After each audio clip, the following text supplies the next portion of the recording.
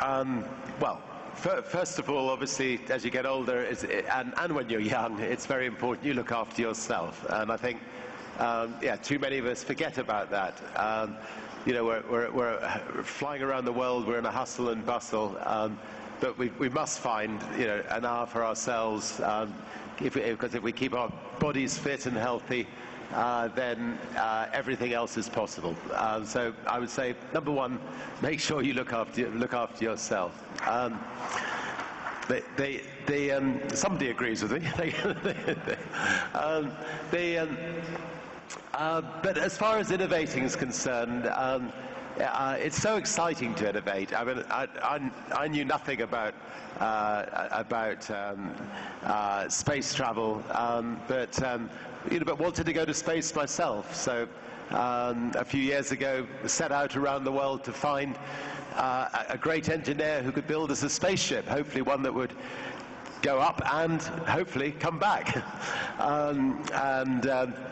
Fortunately found a wonderful engineer in Burt Rutar, and we will keep innovating. And you know, if you've got a spaceship company, why can't you make that spaceship go from Moscow to Australia in 2 hours? And you ask the question, and you get the engineers to, you know, you challenge them and say, you know, make it go there in 2 hours.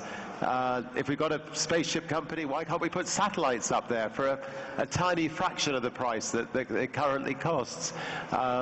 You know, why can't we go and mine asteroids? Why can't we colonize Mars? I mean, unless you ask these questions, unless you dream, none of these things happen.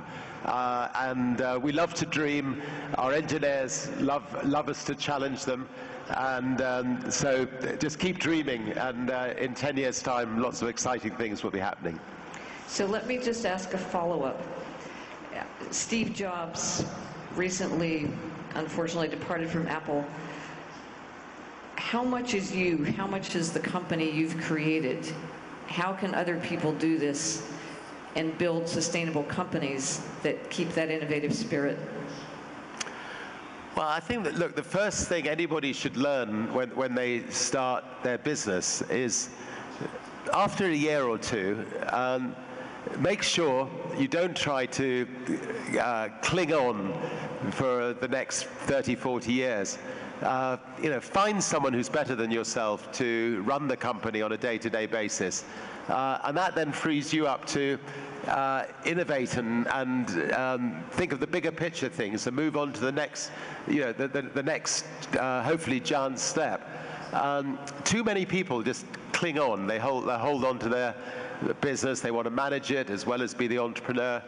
They get ill. They don't see their families. They never see their children, and they don't have much of a life. So don't be frightened about finding somebody to take the reins. And then, you know, if the balloon goes pop one day, you've got a team in place, and everything will carry on just fine without you. In the record business, when one of our artists died, we sold twice as many albums. Hopefully, when I die, my children will benefit from everybody wanting to fly Virgin all over the world. Anyway, we'll see.